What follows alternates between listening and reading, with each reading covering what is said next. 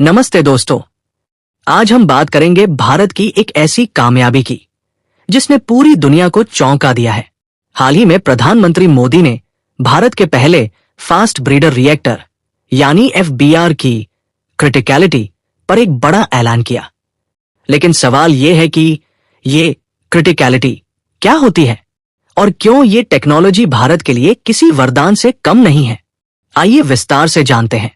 दोस्तों, एनर्जी की बात करने से पहले थोड़ा पीछे चलते हैं। न्यूक्लियर एनर्जी की ताकत को दुनिया ने पहली बार 1945 में देखा था। हिरोशिमा और नागासाकी पर जो परमाणु बम गिराए गए थे वे न्यूक्लियर फिशन के सिद्धांत पर ही काम करते थे। हिरोशिमा के लिटिल बॉय बम में यूरेनियम 235 का इस्तेमाल हुआ था, जबकि नागासाकी के फैट मैन में प्लूटोनियम 239 का। यहां फर्क समझिए।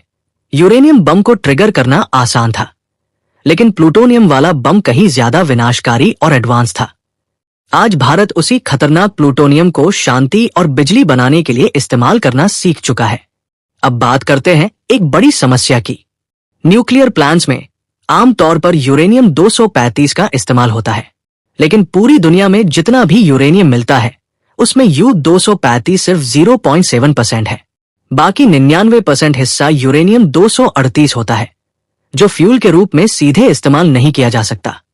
अगर हम आंकड़ों की बात करें तो पूरी दुनिया में लगभग 61 लाख टन यूरेनियम का भंडार है। इसमें सबसे ज्यादा ऑस्ट्रेलिया, कजाकिस्तान और कनाडा के पास है। भारत की बात करें तो हमारे पास लगभग 1.5 लाख से 2 लाख टन यूरेनियम है, जो हमारी बढ़ती जरूरतों के लिए बहुत कम है। इसीलिए हमें इसे दूसरे देशों से महंगे दामों पर मंगवाना पड़ता है। इसी समस्या को सुलझाने के लिए भारत ने बनाया है फास्ट ब्रीडर रिएक्टर। इसे ब्रीडर इसलिए कहते हैं क्योंकि ये जितना फ्यूल खर्च करता है उससे कहीं ज्यादा फ्यूल पैदा करता है। इसमें होता यह है कि जब बेकार माने जाने वाले यूरेनियम 238 पर फास्ट न्यूट्रॉन्स की बौछार की जाती है तो वो बदल जाता है प्लूटोनियम 239 में। याद है ना, वही प्लूटोनियम जो नागासाकी बम में था। लेकिन यहां हम इसे बम बनाने के लिए नहीं बल्कि बिजली बनाने के लिए ब्रीड कर रहे हैं।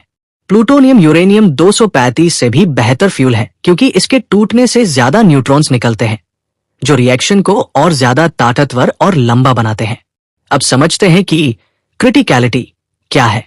साइंटिफिक भाषा में जब किसी रिएक्टर के अंदर nuclear chain reaction self sustaining हो जाती है, यानी वो बिना किसी बाहरी मदद के खुद ब खुद लगातार एनर्जी प्रोड्यूस करने लगता है, तो उसे क्रिटिकल होना कहते हैं।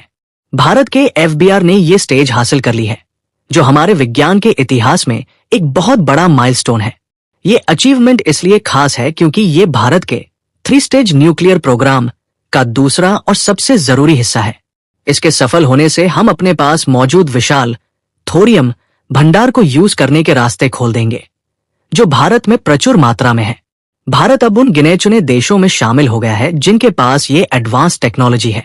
ये न सिर्फ हमें बिजली में आत्मनिर्भर बनाएगा, बल्कि आने वाली पीढ़ियों को सस्ती, साफ और सुरक्षित एनर्जी भी देगा। अगर वीडियो पसंद आई तो लाइक करें और ऐसे ही साइंस अपडेट्स के लिए चैनल को सब्सक्राइब करें।